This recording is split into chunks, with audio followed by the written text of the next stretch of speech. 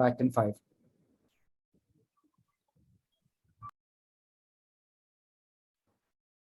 Hey, good evening, good afternoon, good morning, wherever you are in the world. Thank you for joining us for another edition of Poetry with Prakriti. Very briefly, for those of you who are here for the first time, the Prakriti Foundation is an arts and culture NGO that works primarily out of Chennai in Tamil Nadu.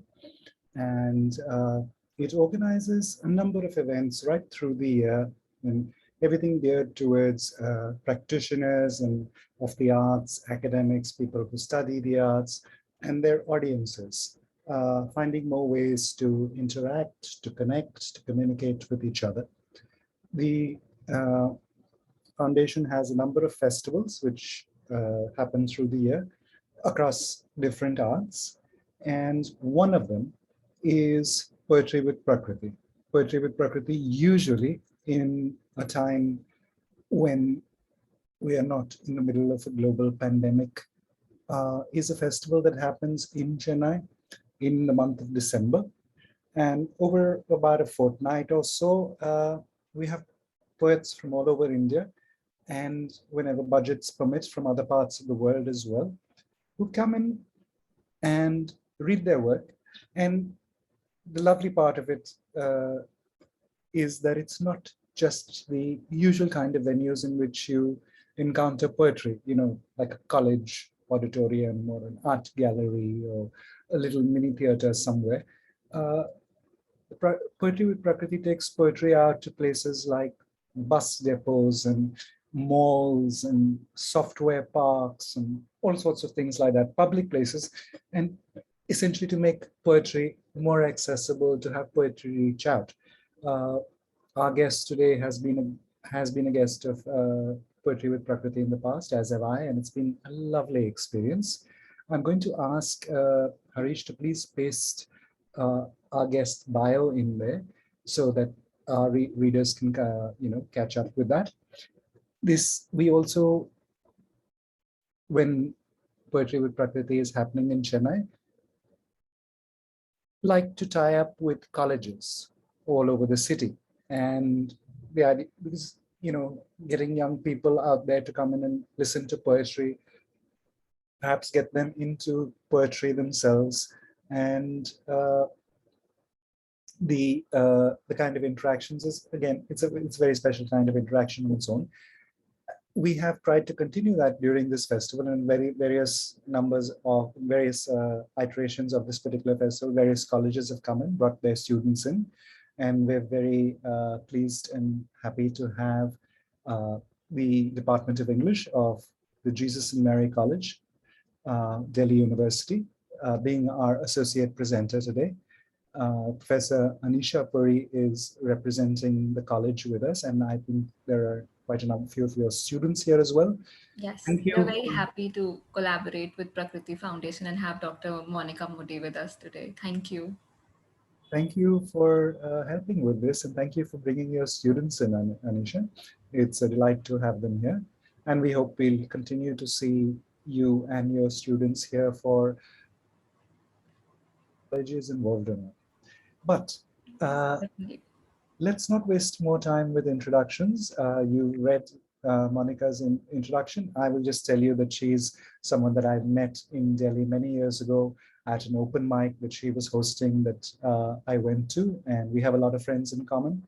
And I'm seeing her after more than 10 years, and it's an absolute delight to welcome Monica, formerly Dr. Monica Mody. Monica, welcome to Poetry with Prakriti, and the microphone and the camera is all yours. Thank you, Peter.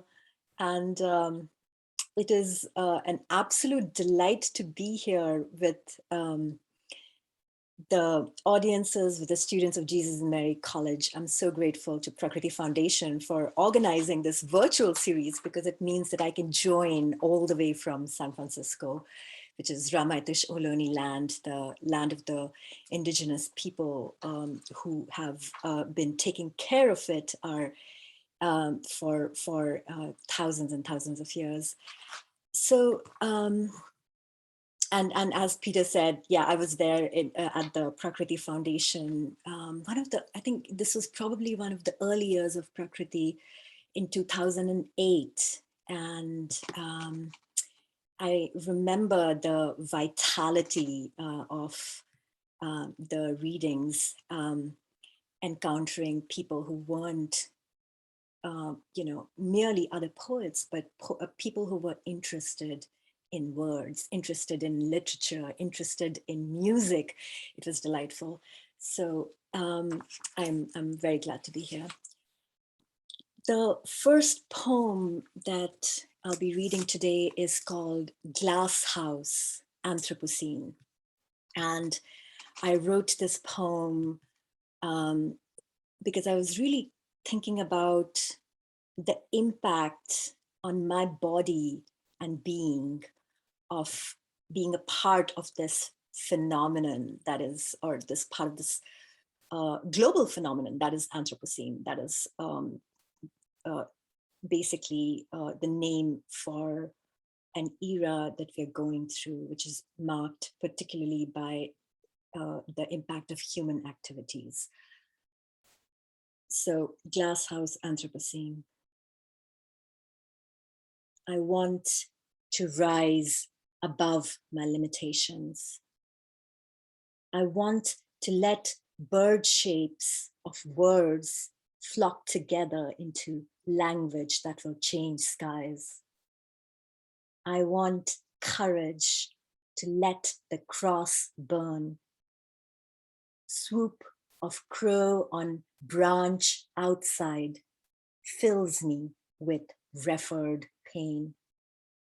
Why am I inside this glass enclosure? To land gently on a branch, to coruscate. I need supple wisdom of a nature being, but nature is burning. I find body itself, tremors running deep every time, patina of noise on ears. I came in search of home. There is no shape after which I will not dive if on the other side I may find nature intact. I'm like the blind woman who rubs darkness over her face, wears a face of wail. It is a long way home.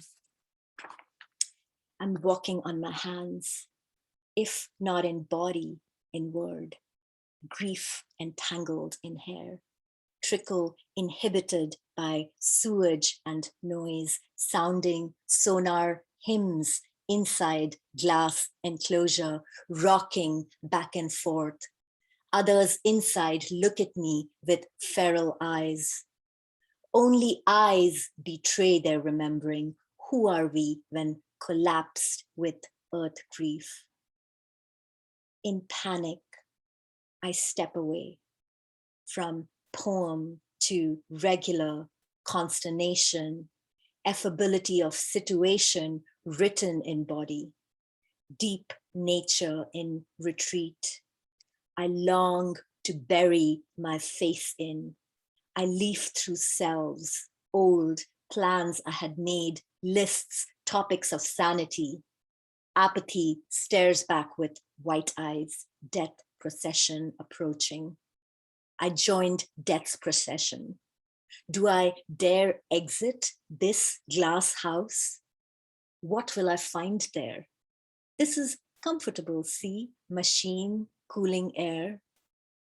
I weep, cannot deny. Body needs embrace of earth. It is soundless. You cannot even tell I am crying, but animal in me is pacing up and down, up and down. This pacing, it is not someone else's responsibility. It is mine.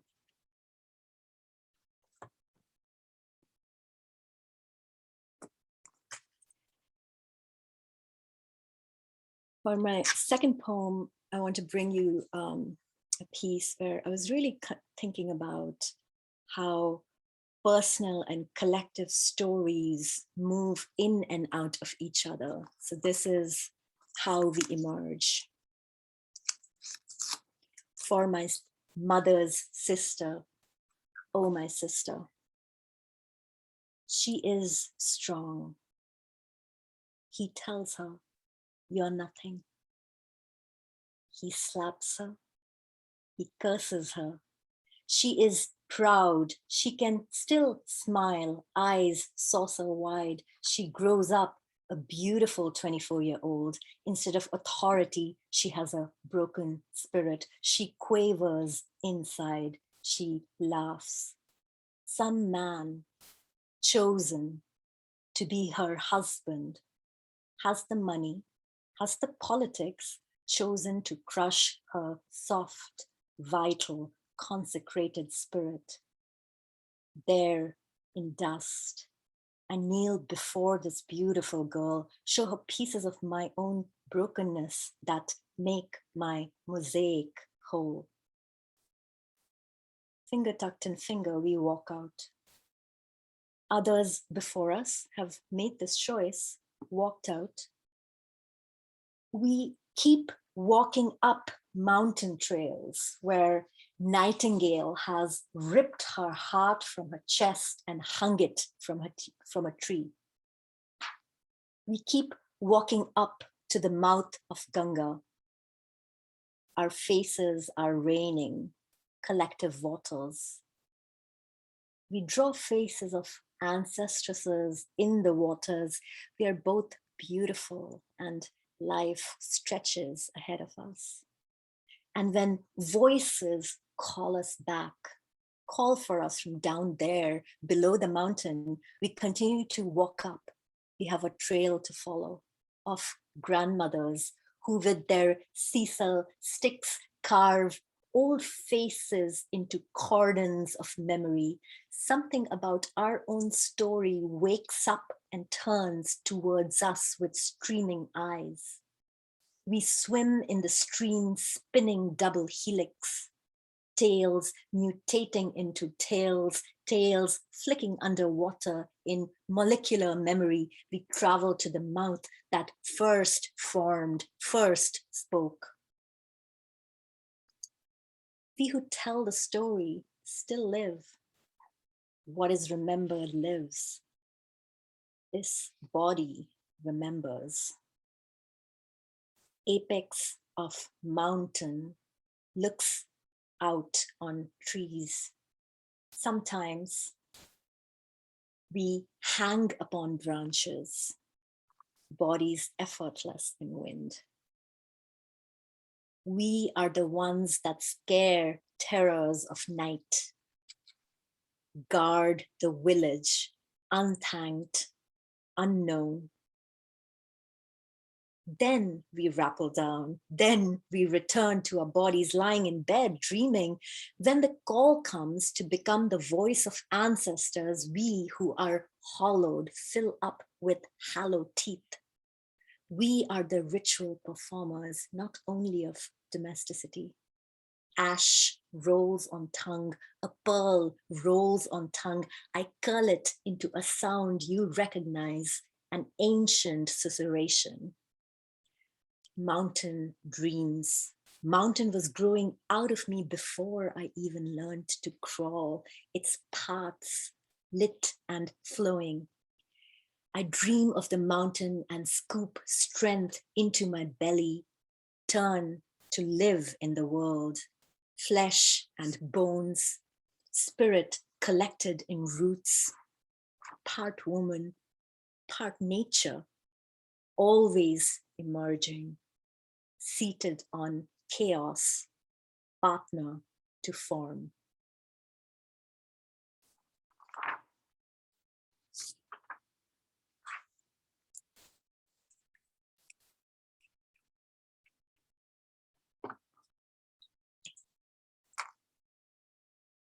This next poem I wrote last year, early 2020, when I heard the news coming out of Delhi of the violence that had broken out in northeastern Delhi, targeting Muslims. And it affected me particularly because I lived in Delhi for 5 years and I considered it home. So every time I've thought of Delhi, I've thought of how intermingled communities have always, the intermingled ways in which communities have always lived. There's been this exchange, reciprocity, respect, being together, living together. And it felt that was jarred in a particular way in my understanding when I heard the news last year. So this is home as we knew it is gone.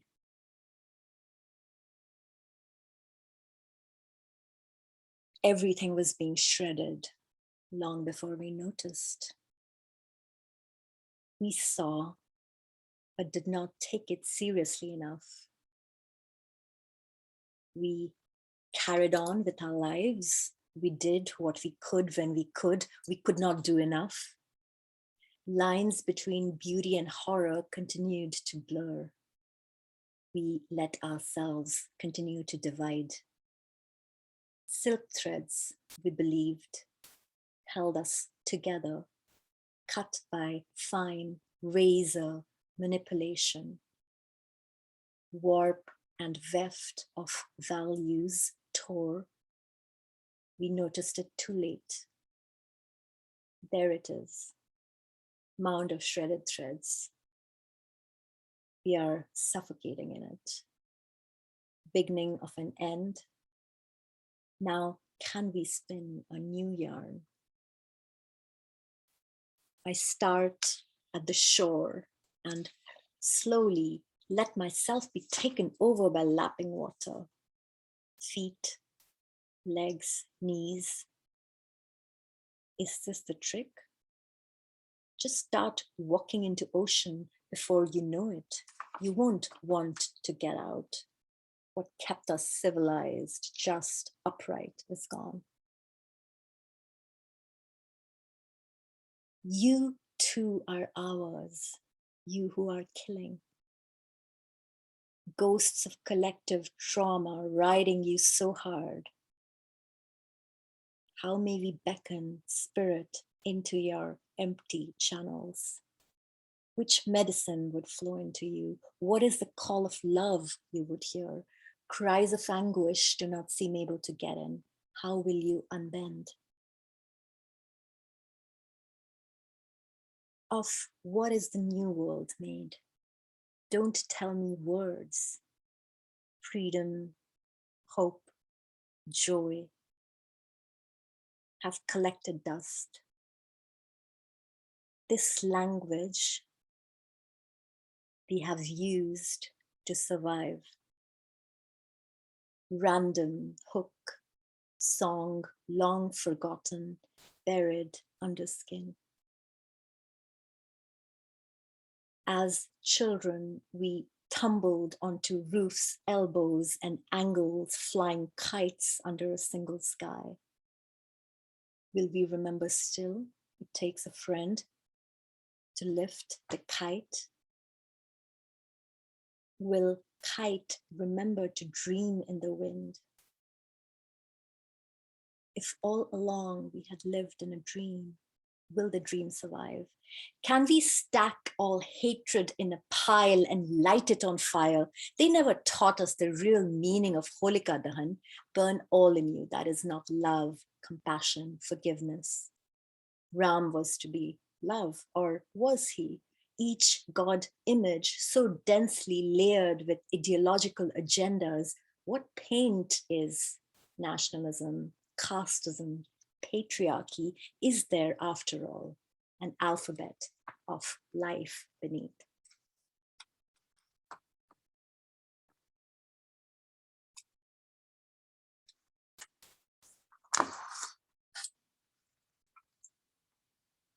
A few months ago, I was invited to be a part of a performance, a collective performance that consisted of 13 international poets from around the world, and we were invited to write poems about goddesses, devoted to goddesses.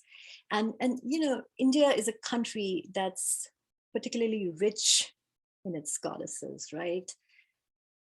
And we know that there is a way in which the goddesses are often appropriated for other ends. So I wrote this poem, Saraswati, and I was thinking particularly about, well, I won't tell you too much. Let me not tell you too much. Let me just read the poem.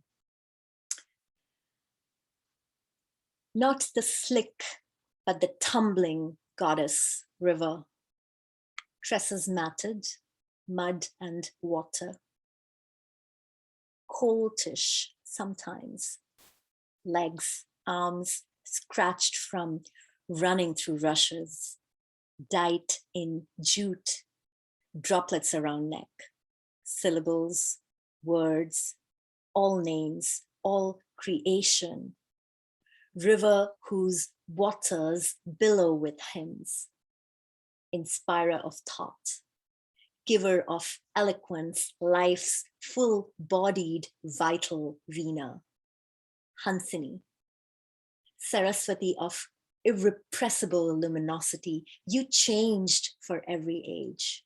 Who will you become for ours? We need your wisdom foremost. Your adamantine gaze that disarms lies, sun glitter sparkling under volar forearm skin, limbed like every divinity by landscape, gravel, mollusk.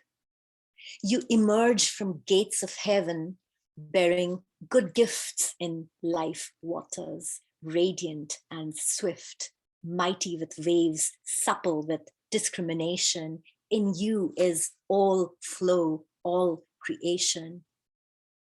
Time slips like silk, cyclical, continuous, dawn goddess of understanding. Liberate consciousness from disconnected thinking, grant us Amrit, capacity to see entangled connections of life. Vagishwari, why aren't we talking still about women that beaded breathfuls? Inspiration on your banks. Saraswati, have you turned to sludge? Impetuousness buried under strata, patriarchy. In this age of human exceptionalism, surrendered morals, is it perilous invoking you? The people of India scramble for footholds in our own mythic pasts, ancestral stores, stories appropriated by miscreants, hearts hardened with hate, your sacred name weaponized to erase people and histories. You keep your secret coiled underground, nag-like, on a standby perhaps, or dreaming. Below earth that soaked libations, where fierce waters carried hymns to ocean once. You bleed underground, premonition of what has come to be. Grief scrapes my hand into pincers, rooting for river fragments, dried tears, gnarled roots. Tongue, its own agent, ululates. Setting aside its thieves, I fall, flow. When your children turn coin-faced, we keep losing braid of twine, skies thin. Still, like serum, you test our strength, hum in ear, slip like silk in measure of time. Goddess of craft and grace, pluck a new story on our strings, discernment, knowing flowing to right speech, mysteries of sound and intent, action. Teach us to generate frameworks we wish to see, bestow on us nectar of memory, understanding, creative power, that this subterranean re-emerges river of wisdom. Thank you all. I'm going to stop here. Thank you for that, Monica. And on behalf of the audience who can't make themselves heard, thank you. Yeah, so reminder to those of you in the audience who may not have seen my note in the chat, we are taking questions. Please use the Q&A box if you have a question, specific question for the poet, and I will bring those up. In the meantime, I'm going to monopolize Monica and take advantage of my position as moderator and start the conversation off. So I thought we'd start, Monica, by asking you, when you first sort of realized what poetry was, poetry as opposed from the other ways that words came to you in stories and school lessons, perhaps, or whatever it is, what was the first thing that came to you as poetry? And also with that, who were the first poets you read? Before I answer your question, Peter, I want to say it's different not having an audience around you, right? Like, wow, who am I reaching? It's different not being able to see your faces, but hopefully I'm feeling you. So like most of us who went to schools in India, I had one of those, we had these books that were basically collections of short stories and poems. I can't remember the name of the books in particular that I read, but I remember the first poem that I fell in love with was Kubla Khan by Samuel Taylor Coleridge. And there was something about reading that poem. I remember kind of going into a trance. And of course, that story has this amazing origin story. The poem has this amazing origin story too, of how Coleridge received that poem in a dream, right? Like as a fragment, intact fragment that he wrote down. And I think someone came, knocked at his door, and he lost the other. But I remember just kind of the lushness and the mysterious quality of a poem, where poem doesn't have to make sense for the rational brain. It acts on you in other ways. So I was fully in thrall of that poem. So I'm going to say that was the first poem that I fell in love with. And then gradually, as I grew up, and in my teens, in my early 20s, specifically in my undergrad, I was in Bangalore, and the poets that I was reading were Maya Angelou, Adrienne Rich, a lot of the feminist poets who were really talking about the relationship between a woman being a part of a society and a culture where she doesn't have access to certain things, or there are certain things that are erased out of her experience in the articulation of them. So one of the poems that I remember from that time that again spoke to me a lot was Phenomenal Woman. And again, it was like, wow, we can do that.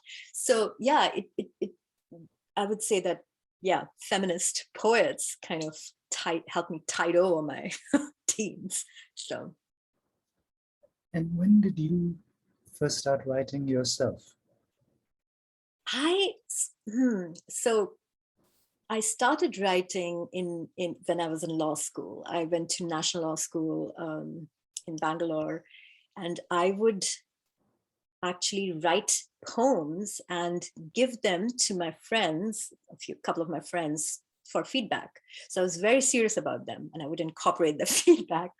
But and I actually won a couple of competitions, so that was a great encouragement, because you feel again that, yeah, I'm doing something that's valuable, right? Like, that people are appreciating.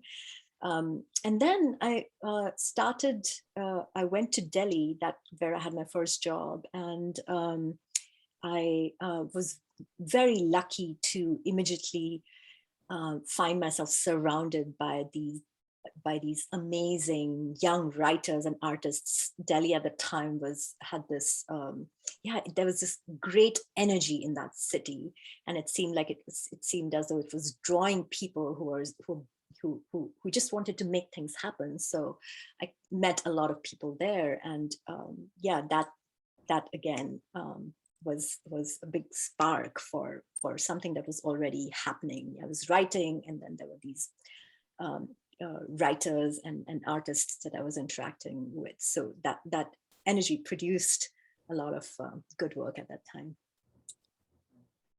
And what did you find yourself writing about through your life? I mean, from the time that you first started writing to now, what were the kind of themes that attracted you, that made you want to write poems about them? And how have these themes, these ideas, have they evolved? Have they changed over time? How do you look back at what you wrote earlier now? I have had a very interesting arc, Peter, because I was in Delhi, and again, part of this these literary communities. I came to the US in 2008. I started my graduate program in poetry at the University of Notre Dame. And Notre Dame has, so let me talk about the stylistics first, and then maybe I can talk a little bit about themes. But Notre Dame, I was working very closely with Joel McSweeney, Johannes Goranson, John Wilkinson. So these are people who are working in the experimental mode and the avant-garde mode. So there was a way in which, sometimes when we talk about Indian poetry in English, Indian writing in English, we're still contending with the legacies of colonialism and how, English, the role of English amongst other regional languages, right? And I felt that any inhibitions I had, or any, they just got smashed out, because here I was really learning to play with language. And so in that stage, I wasn't writing thematically as much as I was writing sonically. And I was writing really to, from surrealist space. You can call it the surrealist space, you can call it the expressionist space, but I was writing about, I was pulling poems from that other space. And so I look back at those poems now, and it's there's so much I appreciate about them, and another, I've moved on from them too, right? And you have to kind of recognize that you're a complex human being, and you change, right? You change. And then I came to the Bay Area to start my doctoral program, and my doctoral program is at the intersection of psychology, spirituality, consciousness studies. It's a very interdisciplinary program. And coming here changed my poetry again. And why not, right? Because your audiences change, the things that you're thinking about change, so your poetry changes. So at first, it was, I was really exploring archetypes and myths, so very Jungian, themes in some ways. And then gradually I started connecting more with earth and nature, and thinking about even the role of the non-human or the more than human lives, because in an animist perspectives, everything is alive, right? So to really get to that place where I'm not wanting to, again, weigh down poetry with expectation or with sincerity too much, right? Something, not to weigh down poetry, but still to contend with ideas, to contend with ethics in a different way. So I feel that's been growing and shifting. I'm kind of at, there right now. I'm very interested in the visionary imagination. Also, I wrote, in fact, my doctoral dissertation was included not just theory, but it also included poetry. And I was also, so that was part of the methodology. I was like, I'm a poet, I can't not bring in poetry in my in the way I critically perceive writing. So in those segments, I was really connecting with ancestresses. For instance, I've never met my nani. My nani died in the pre-partition riots, right? So connecting with my nani, or connecting with these other ancestresses, like, oh, is there a way in which through poetry I can establish that connection, right? Like and see what they have to say, because language can morph in those ways, right? Like language, I believe, again, where does language come from? There's so many theories about that, but like really tapping into that visionary space and being like, okay, I can maybe use this modality to do something here, right? So those are some of the stages. One of the things that we talked, you mentioned your law degree, and I was wondering, did your study of law influence your creative output, and if so, how? That's a very interesting question. Law, I see it as a critical thinking, something that teaches you to think critically, right? Like for me, that's something I took away from that degree. And of course, Law Like Love, I'm forgetting the name of the poet right now. There's this when I was studying law, I was definitely trying to make those connections. I was like, oh, who are the other lawyers who are poets out there?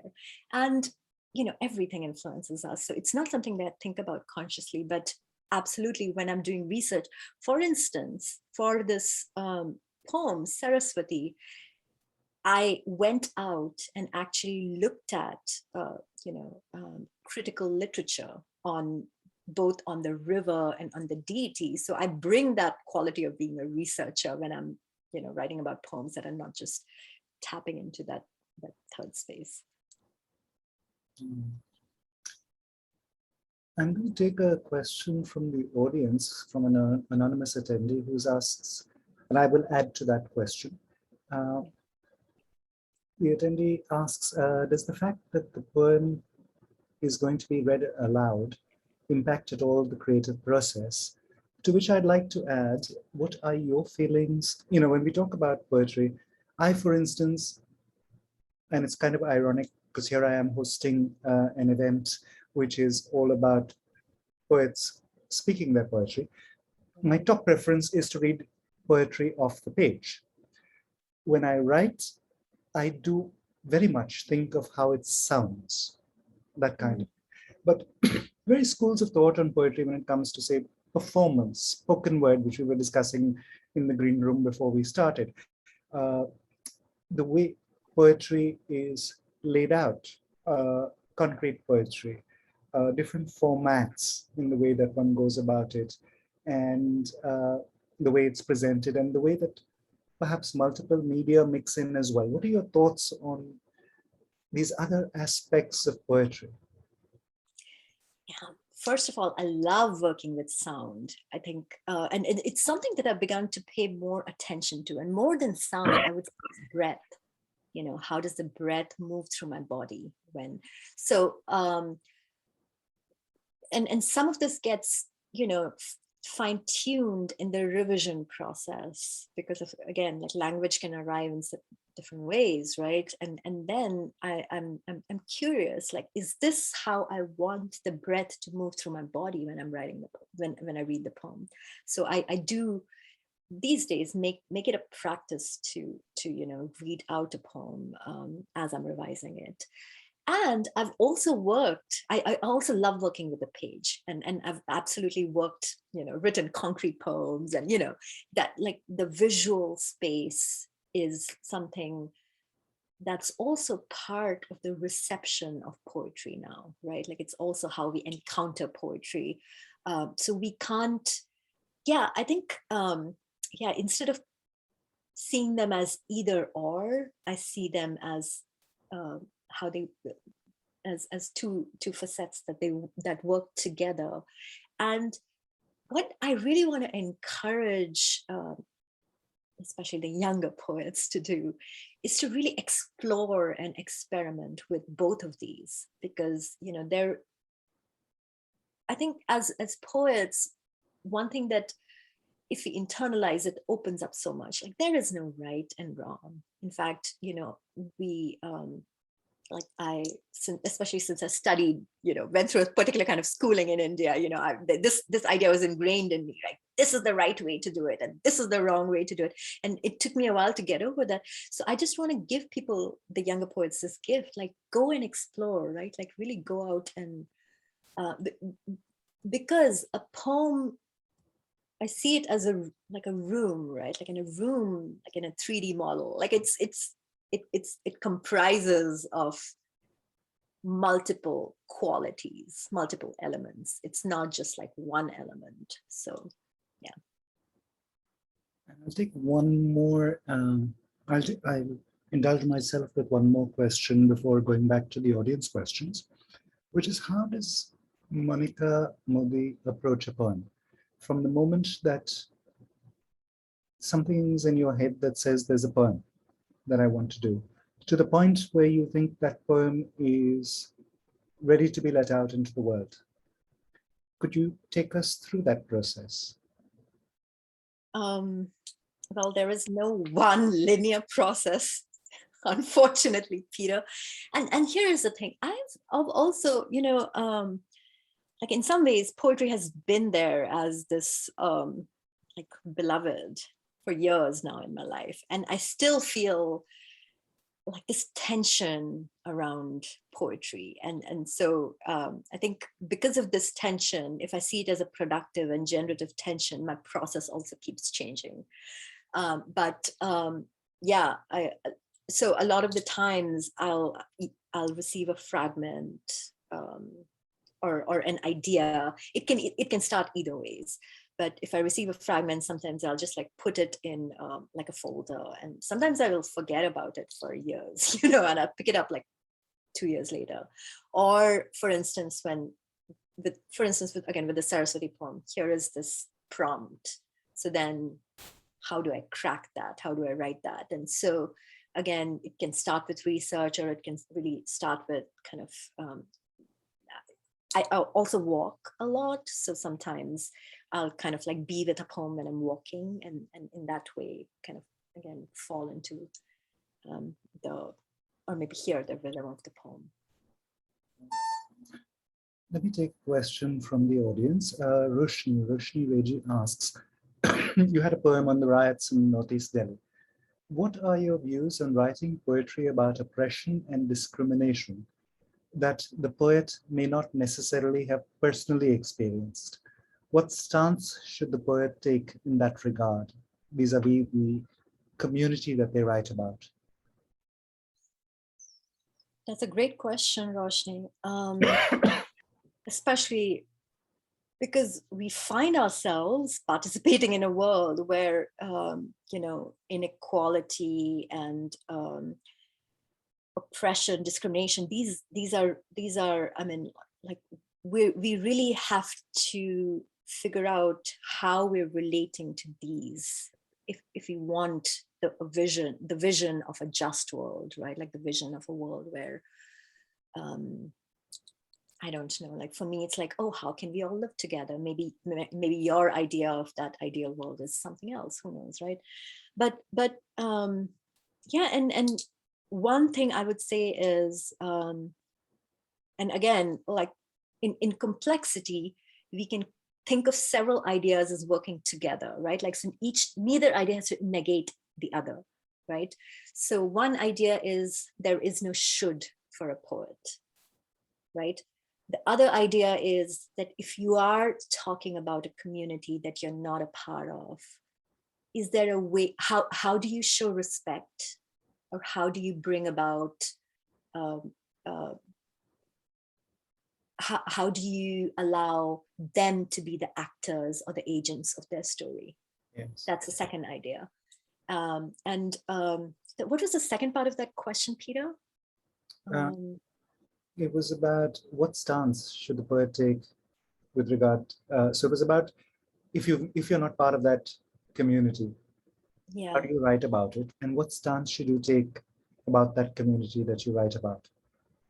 I mean, again, it's like living, you know, I think what poems can do is they can help you arrive at answers you need, not answers you already have, but answers you're meant to arrive at, right? So it's not about what stance that the poet should take, but it's almost like, oh wow, okay, here is some like a way in which I can walk with this poem to arrive at a knowing that I that arrive at a relationship with this community, right? Like arrive at a relationship with this community. So let yourself kind of really, yeah, I would say, think of it as a relationship. You're not writing about a community, but you're writing to come into relationship with a community. And then kind of let the poem take you there, let the poem be the vehicle, right? Yes, this is a delicate question that people in various arts struggle with stories. I mean, what is appropriation? Are you speaking for them? Are you taking over parts of a culture? And uh, so there's several things about here. One would be to pass the microphone. But I think if I could add to all that you've said, I think the very important thing is to look at it the way that you look at jokes, right? When a joke is punching down, it's not a good joke, right? Yeah. If you're making fun of someone above you, that's fine. But if you're making fun of someone who can't say shit to you, that's not nice. And similarly, when it comes to culture and all that, has that culture have a chance to make its own voice known? And that, I think, is a one way to approach this kind of thing, whether you're appropriating that voice or you're throwing light on that voice, is a delicate balance to maintain. Yeah. And as long as you're not taking away the microphone, I think you're fine. But yeah, now, and this is a little confusing because apparently either this is vastly coincidental and there are 14 people called Femia Varghese, or all of you have signed in under the same invitation link. And there are three questions. So from three people who, or the same person who is Femia. Femia 1 asks, are there poets that inspire you, especially about issues that seem eco-feminist in nature? Ecofeminism. Yeah. Susan Griffin is a poet. She writes poetry and prose together. So I really enjoy Susan Griffin's work, but also it's interesting, right? Because here is a label, but then like to peer into what the label is already is actually taking us. So I would say even like Joy Harjo's work, where she's really connecting to the natural landscape. Like I love like Joy Harjo's work and Natalie Diaz's work. I have to say, and this is entirely like my, I can't think of any Indian poets who are writing on ecofeminist issues, but that's my lack right now. That's on me right now. Yeah. One of the other questions from either the one or the many Femias. Mythology is a prominent thematic in your poetry. How would you describe your relationship and your approach to the myths that you use in your writing? I'm a constructivist more than anything, which means, yeah, again, myths, for me, if myths are, or anything in life, if it's deterministic, it doesn't work for me. So I will use certain outlines as an entry point, and then I'll see what do I want to construct out of it. And in fact, I have a whole series of poems that are myth poems that are really about like placing myself at the center, right? And yeah, the mythology of the self also. or the myth of the self, not the mythology, the myth of the self. Yeah, it's more about recognizing that, yes, here are these collective elements, and in some ways, we're told that we already understand the collective story. We're told that here is something that's given to you, and this is it. But then this is not actually how stories travel. Every time, in every retelling, reconstruction happens. So I think I don't stay out of that space. I kind of go deep, I dive deep into that reconstruction space. Another familiar question. As students, we see the rise of genres like slam poetry. How is poetry reading different or similar, in your opinion? Well, a few days ago, I read in San Francisco with a poet who was a spoken word slam artist. So, I think there's more performativity, and there is it's slam poetry is slam poets bring so much energy into their reading, and there's kind of rhythmicity. There are, again, certain tropes they're working with, and again, I think poets can be at a range. They inhabit usually a range of performativity, right? Like there are poets I know who, and I've done that too, like, who just like to look at the page and read. And and some poets memorize poems, and some poets, kind of play a balanced role. So I don't know if I'm answering your question, Femia, but yeah, I think that with slam also, you're writing almost exclusively to be spoken and not read. Sound matters, rhythm matters. When you're looking at slam as competitive as well, when you're talking about poetry slams, for instance, there is a different set of things that come in there, and the way that you connect with your audience live. I mean, I don't think you could do a poetry slam as well on Zoom as you would in a noisy pub, right? Where everybody's drinking. It's very, very different kind of scenario, and that's one entirely different set. But let me not get carried away with that. Yet another one from either one or the many Femias. A question which has been in my head since I started writing: should you write about experiences you have not had yet, or say stuff which you've not experienced yourself, for instance, sensitive issues like trauma or misogyny? How do you make sure you do not demean their experiences in any way, and at the same time express yourself? Well, one question you could ask yourself, Femia, is it necessary for me to write this? Or is it something that, my head is telling me, my ego is telling me, write this because this is, this is something I should do. If it's coming from that should place, then don't, because that means it's going to be something outside of you. But if it's something that you need to write, if it's moved you in a certain way, if it's really coming from maybe fierceness or pain or sorrow, I don't know, like, have you been moved by something? That means it's not outside of you, right? That's a space you can move into to write about it.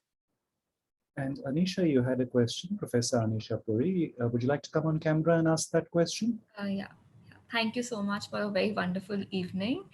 I was wondering that the concept of liminality seems to be very integral to how you visualize your poetry.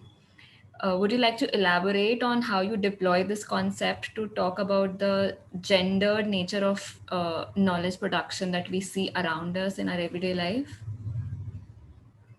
Yeah, that's a great question, Anisha. Like, and it,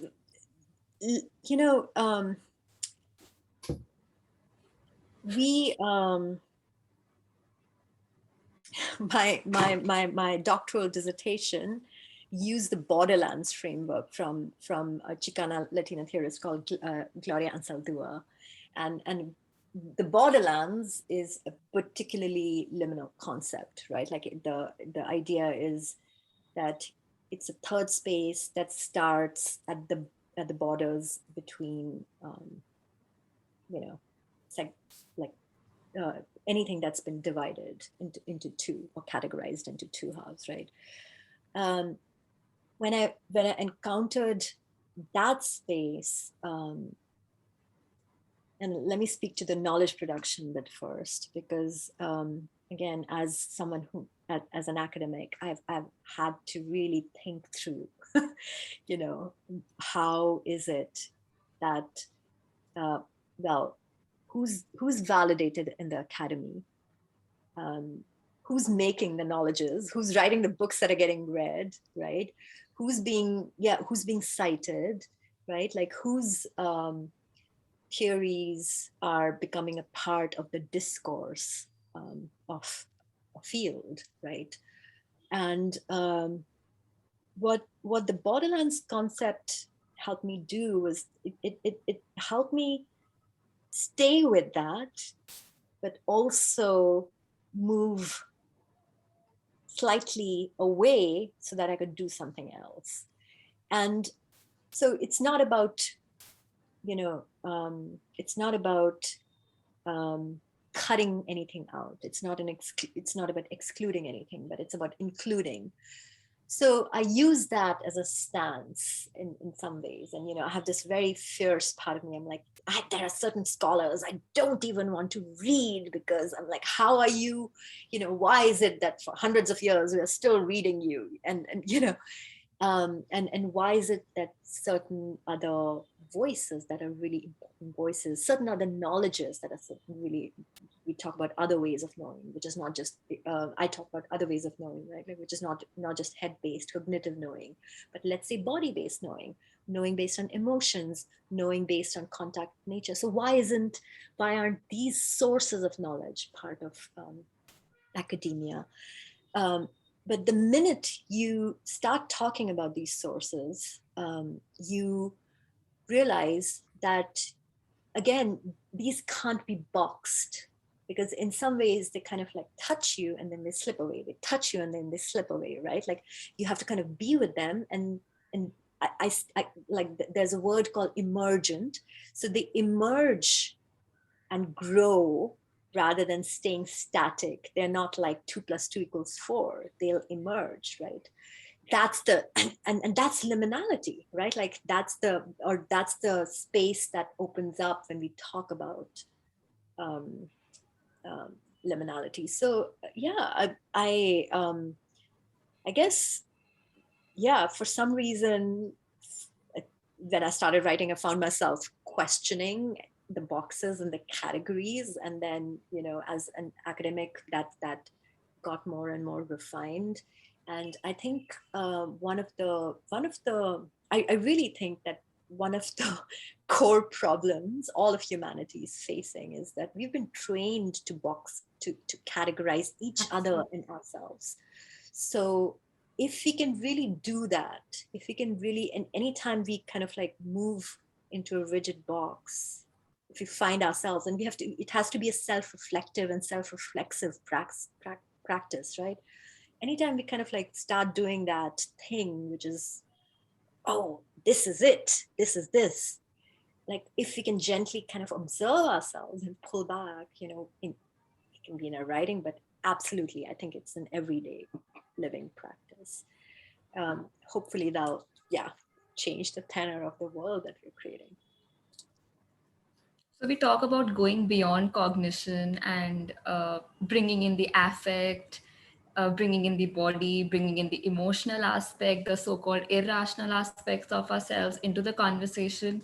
Do you find it challenging that sometimes we are at the risk of leaving criticality out of it when we try to go beyond the traditional academic way of looking at things? Is it a challenge? Well, it really depends on whether you're defining criticality from a very narrow Western perspective, Right. or you're allowing yourself to see that criticality has been a part of, let's say Indigenous communities or forest communities, like all along, like, and even the fact that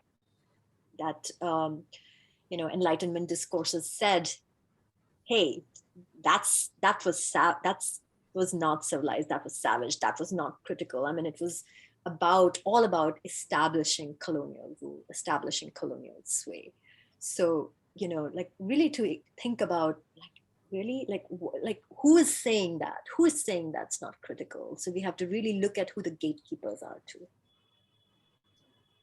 I'm afraid we're going to have to start winding down now, but Monica, I would like to ask you one more short question. What's happening next for you in poetry? What are you writing anything right now? Are you working towards something? Are there themes that you're working on now?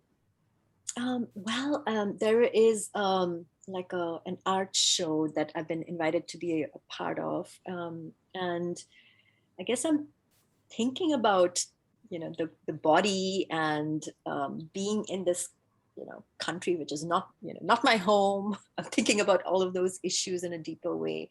And how do we make a home when, when we're not from there?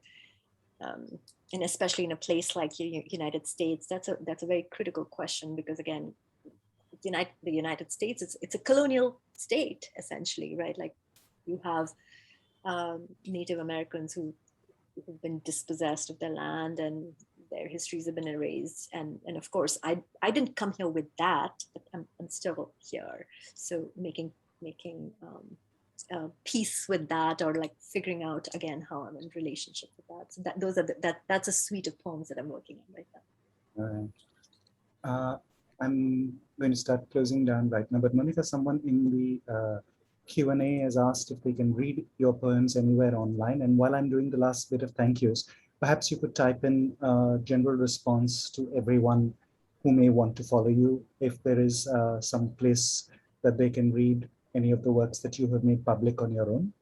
I'll come back in a second, but while Monica's typing that out, I want to thank all of you for making the time to join us on this with this poetry session. It's wonderful that you could spare some time on your Saturday to be with us. Thank you very much. Thank you to the Jesus and Mary College, the Department of English of the Jesus and Mary College, for associating with this event. And we hope also that you will be back with us, whether or not you're associating with it formally, but come be part of the conversation. And so, Anisha, to your Certainly, and certainly. thank Looking you. forward. Thank you very Thank much. you so much. Thank you to Prakriti Foundation for this series, which has been so lovely for almost a year now, and it will carry on beyond this. Next Saturday will be a continuation of another series that's also been running for a year, which is a retrospective of the plays and performance spaces of Manjula Padmanabhan.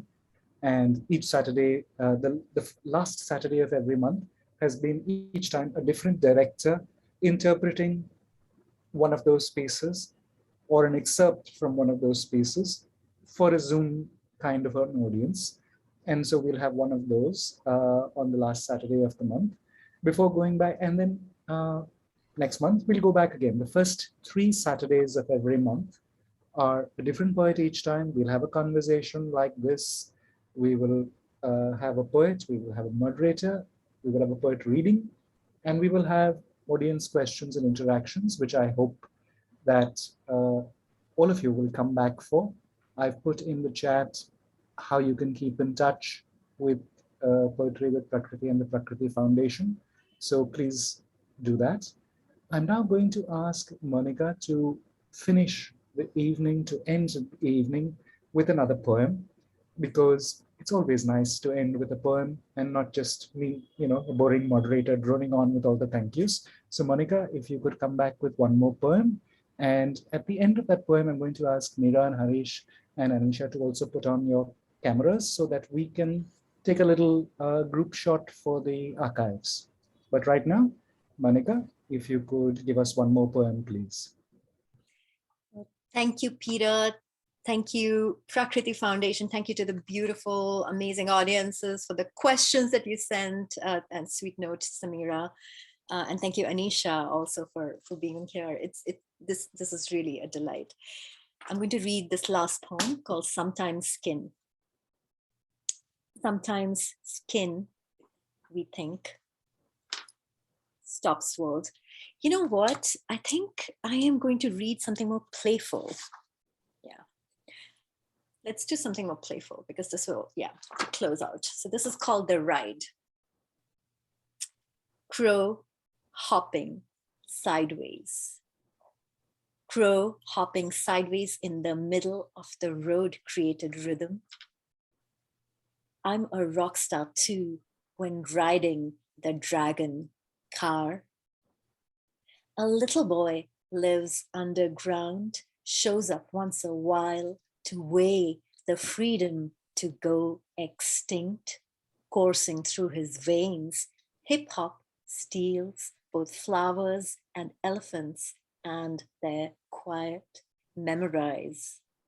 They know the dark sound of self-willed hazard, of me rocking myself to you. The little boy raps the head of time, rehearses music's rise and clamor, thrums straight ears to the count I love. Coincidence? Outside, people pedaling wobble by.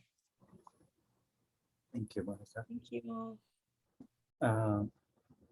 Harish, Meera, Anisha, would you turn on your cameras? I'm just getting my screenshot thing ready.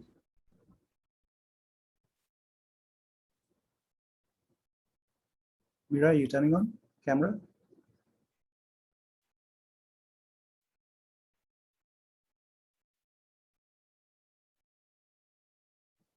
Harish, Meera?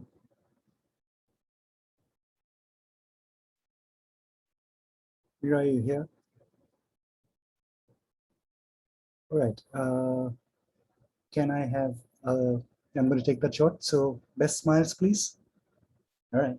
And there's Meera. Smile, please. Thank you. And thank you, everyone, once more. We hope that you will be back with us next week and in the months to come, Saturday evenings in India time, or whatever it is in the time you are. And thank you again, Monica, and I hope the rest of your day is lovely. Thank you, everyone.